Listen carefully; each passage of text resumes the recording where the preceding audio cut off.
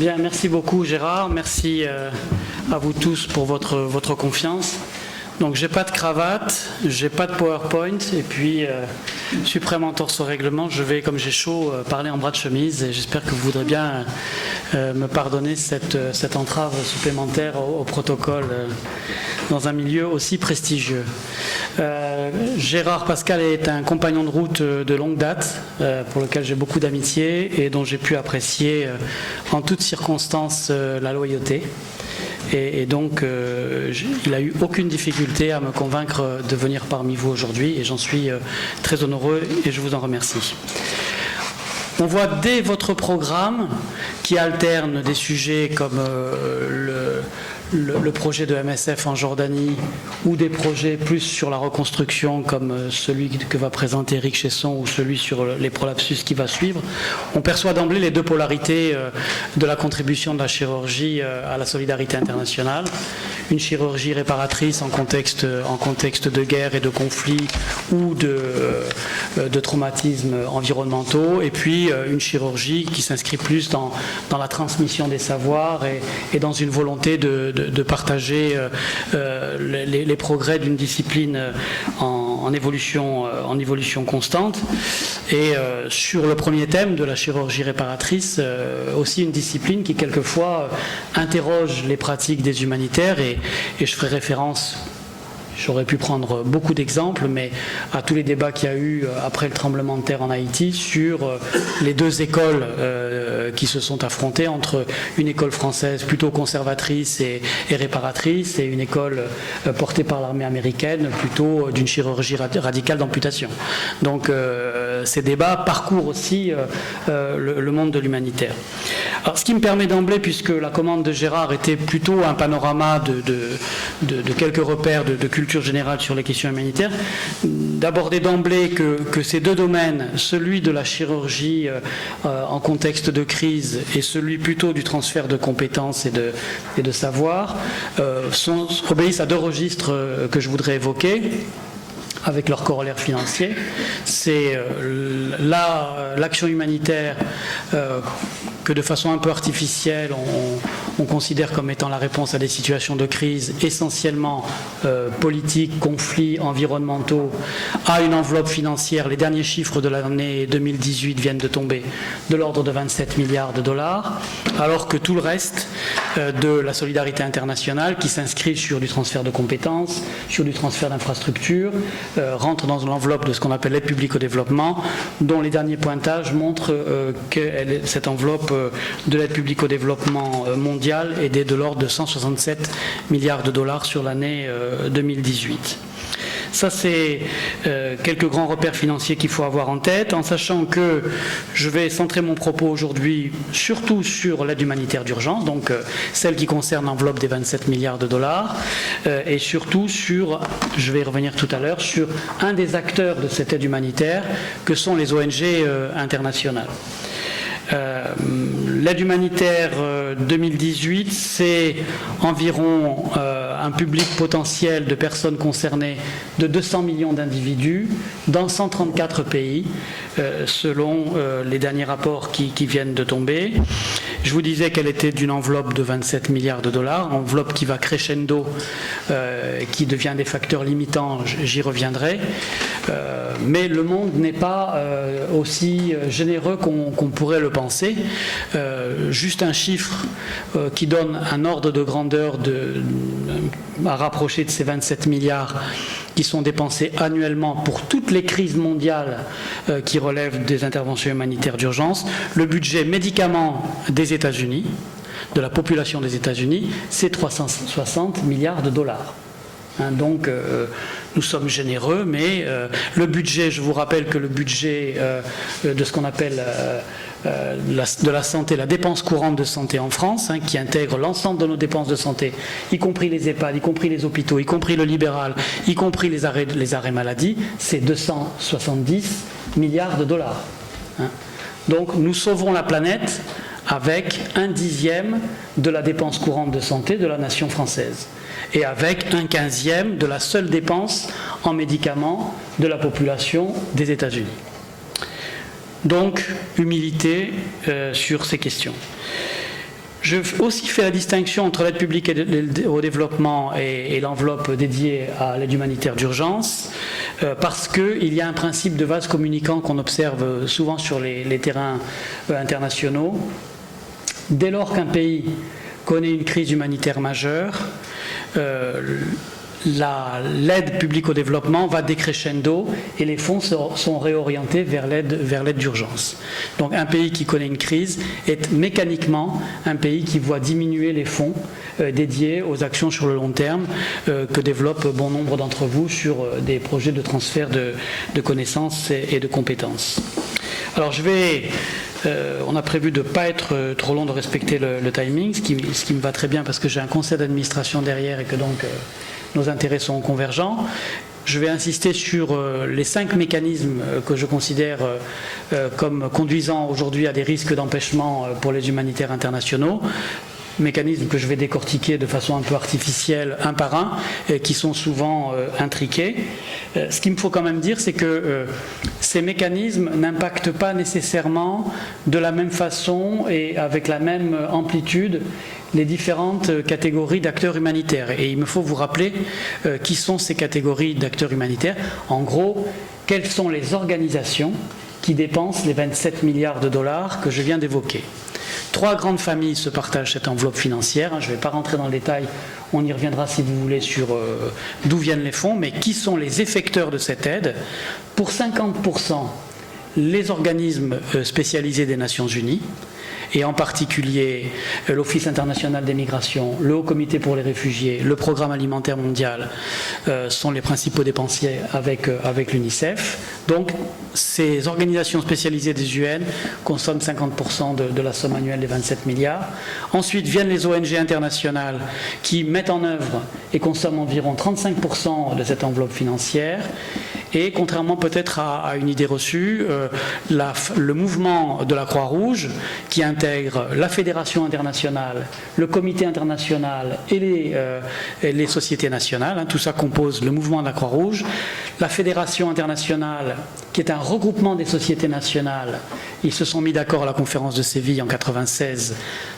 À la Fédération va la réponse plutôt aux crises environnementales et à la post-guerre, et au CICR, qui est l'artisan du droit international humanitaire, la réponse aux situations de conflit, qu'ils soient des conflits intra-étatiques ou des conflits interétatiques. D'accord ? Et ce mouvement de la Croix-Rouge, cet agrégat, met en œuvre environ 10% de l'enveloppe financière actuelle, globale annuelle. 5 mécanismes de nature différente et intriqués, je me répète. D'abord, un risque d'empêchement lié au fait que nous touchons les limites, et c'est pour ça que je faisais une référence tout à l'heure à quelques éléments de comparaison chiffrés, nous touchons les limites de la communauté internationale, entre guillemets, à aller chercher de nouveaux des financements additionnels par rapport à un nombre de crises qui s'est emballé depuis 2010. Donc nous sommes passés d'un repère financier en 2010 d'environ 10 milliards de dollars annuels de réponse humanitaire, et le cumul de toutes les crises contemporaines, entre autres celles liées aux événements au Moyen-Orient, nous a porté vers un budget aujourd'hui de 27 milliards de dollars que j'ai déjà évoqué. On sent au fil des années une difficulté qui va crescendo dans la capacité à aller récolter des fonds nouveaux pour ces crises nouvelles qui s'additionnent. Et donc l'an dernier, la communauté internationale a été capable d'aller chercher 3% supplémentaires par rapport à l'année précédente. Ces 3%, et ça aussi c'est un des paradoxes politiques dont on pourra reparler dans le débat, ce sont d'abord les ONG qui ont été capables d'aller les chercher auprès de leurs donateurs privés, alors que les gouvernements s'essoufflent et n'ont représenté qu'une part modeste dans cette augmentation des 3% annuels, alors qu'on était plutôt sur un trend les années précédentes de 10, 15 ou 20% d'augmentation, et ces augmentations qui nous ont fait passer de 10 milliards à 27 milliards. Donc, première limite, cet enlisement de la capacité à aller chercher de nouveaux financements, qui est à corréler d'autres mécanismes que je vais décrire. Un indicateur est particulièrement surveillé par les humanitaires pour juger de cette difficulté à aller chercher des fonds, c'est la façon dont sont honorés les appels à financement qu'on appelle les appels coordonnés des Nations Unies. Chaque année, au gré des crises, les Nations Unies font des appels à financement auprès des gouvernements. Eh bien, en 2018, il a manqué 41% des sommes que les UN avaient appelées, ce qui a représenté environ un manque pour l'analyse des besoins estimés d'environ 10 milliards de dollars dans la cagnotte pour répondre aux crises qui ont prévalu sur l'année 2018. Cette pénurie, ce risque d'empêchement de nature financière, il est indissociable d'autres mécanismes qui sont intriqués et qu'il vous faut connaître. C'est la multiplication des crises, mais aussi le fait qu'il y a une concentration des financements. Tous les pays ne génèrent pas le même degré de solidarité et le même degré d'implication de la solidarité internationale. La Syrie, aujourd'hui, pour plein de raisons politiques, mais qui ne sont pas déniées d'arrière-pensée de relations internationales, reste un lieu qui concentre énormément les fonds qui sont contractés chaque année. Eh bien, il est évident que quand on a des intérêts géopolitiques à vouloir aider préférentiellement telle crise plutôt que telle autre, il y a des crises qui sont un peu orphelines. Donc, multiplication des crises, concentration et surtout, mécanisme très nouveau, durabilité des crises. Donc l'Afghanistan, il y a dans cette salle beaucoup de gens qui ont été impliqués sur l'Afghanistan, le pays de l'éternité en guerre, comme disait Olivier Roy, continue à être sous perfusion. Le séisme en Haïti, c'est janvier 2010. Et nous sommes à près de 10 ans de ce séisme, continue d'être sous perfusion. Et à ces urgences qui durent viennent se rajouter la détérioration du Soudan du Sud, le Yémen, les Rohingyas qui fuient la Birmanie, etc. Donc si vous rapprochez augmentation des crises, durabilité et concentration sur certains territoires particuliers, vous comprenez du coup que les ONG soient un peu en difficulté sur des terrains de crise qui ne bénéficient pas de la même attention de la communauté internationale. Deuxième facteur d'entrave, les questions cruciales de sécurité. Je crois que je n'ai pas besoin de vous faire un dessin sur des territoires, et le collègue d'MSF aura sûrement plein de choses à nous dire sur la question. Intervenir aujourd'hui pour une ONG française ou pour une ONG internationale en Syrie, en Irak, mais pour une ONG française en Centrafrique, au Mali, n'est pas dénué de risques. De risques qui tiennent à la lecture que font certains belligérants de ces ONG. Ils en font soit une lecture politique en considérant que sur un territoire comme le Mali, nous sommes des outils de soft power du gouvernement français et que donc, humanitaire ou pas, nous sommes des outils de politique étrangère et de pacification pour gagner les cœurs et les esprits, soit des lectures très radicales sur les questions religieuses. Et donc, ce risque sécuritaire est très important. Il se greffe de nouveaux risques qui sont des risques sanitaires dès lors qu'on aborde de nouvelles problématiques telles que des épidémies comme Ebola. On a tous en tête les images des équipes MSF ou autres habillées comme des cosmonautes dans des centres de prise en charge thérapeutique des personnes contaminées. Ça nous confronte à des risques de nouvelle nature. Et sur les aspects d'affectabilité, enfin sur les aspects plus politiques, le CICR utilise un néologisme qui dit beaucoup de choses. Il nous dit l'affectabilité aujourd'hui des Français devient un problème.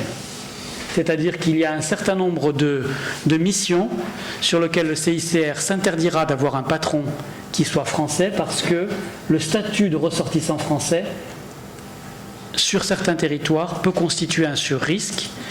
L'affectabilité la plus difficile aujourd'hui pour le CICR étant celle d'éventuels chefs de mission nord-américains. Parce qu'il ne fait pas bon, naturellement, être le patron du CICR avec d'origine nord-américaine dans un terrain d'intervention comme l'Irak ou la Syrie. Donc d'où ce néologisme d'affectabilité. Troisième risque, lié bien sûr, et c'est pour ça que je vous disais que tout ça est intriqué, c'est des gaps RH. Nous manquons quelquefois de bras et de compétences spécialisées, soit parce que le volume des activités mondiales a augmenté et que nous touchons un peu les limites d'aller chercher des jeunes recrues dans le milieu professionnel français, soit parce qu'on ne trouve pas des bataillons de jeunes volontaires qui veulent aller travailler aujourd'hui au Yémen, au Soudan du Sud ou en Syrie, soit à cause de la dangerosité, soit à cause de choses qu'on imagine moins facilement, qui tiennent aux conditions de vie dans lesquelles vivent nos équipes. Si vous allez en Afghanistan aujourd'hui accueilli par une ONG française, vous êtes en milieu carcéral. Donc vous vivez en vase clos, protégé par des murs d'enceinte, avec des gardiens, vos déplacements se font en convoi très surveillé, quand ce n'est pas sur certains territoires en voiture blindée. Donc c'est pas le rêve humanitaire des jeunes médecins que nous étions les uns et les autres il y a 30 ans. Et la rencontre de l'autre. Parce que quand on se déplace en voiture blindée, avec un check-up radio au départ, un check-up radio au milieu, un check-up radio à l'arrivée, eh bien, c'est pas vraiment la rencontre d'autres cultures et d'autres personnes qui s'en trouvent facilitées. Quatrième limite qui peuvent conduire à des impossibilités à agir. Les nouvelles problématiques auxquelles nous sommes confrontés, les nouveaux contextes ou la nature nouvelle de certaines crises. J'évoquais Ebola tout à l'heure.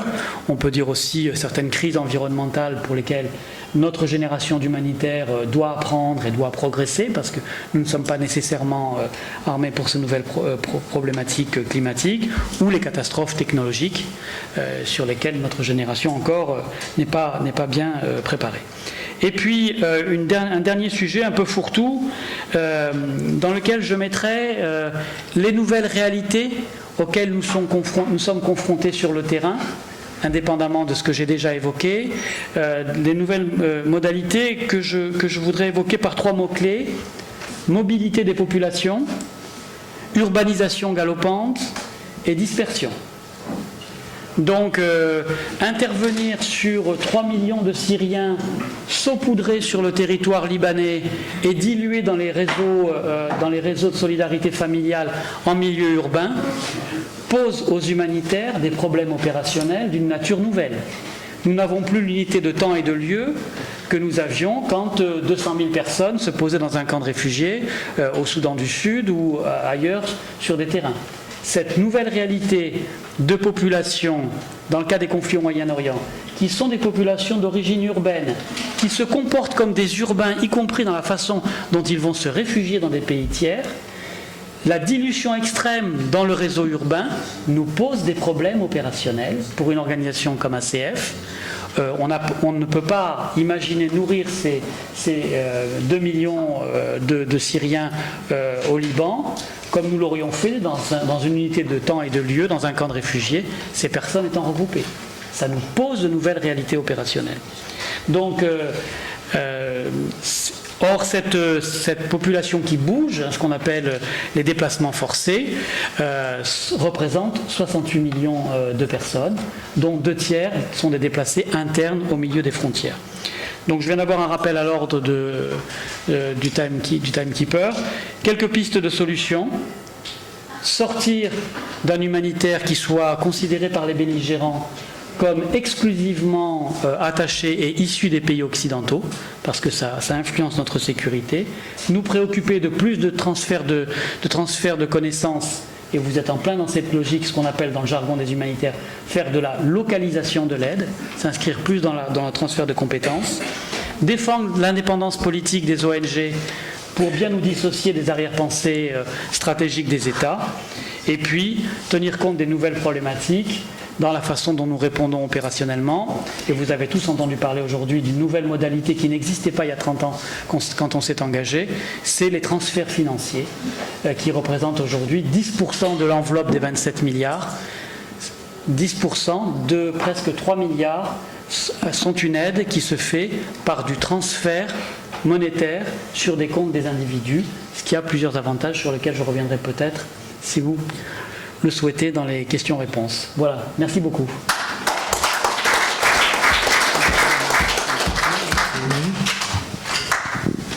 Pierre, merci d'avoir fait ce survol si exhaustif sur un temps aussi court que tu n'as quasiment pas dépassé. D'abord, c'est une performance, bravo. Donc, moi j'ai bien aimé ta séparation en 5 chapitres comme ça qui effectivement sont enchevêtrés, donc c'est un exercice toujours un petit peu compliqué que de séparer les choses comme ça quand elles sont aussi intriquées.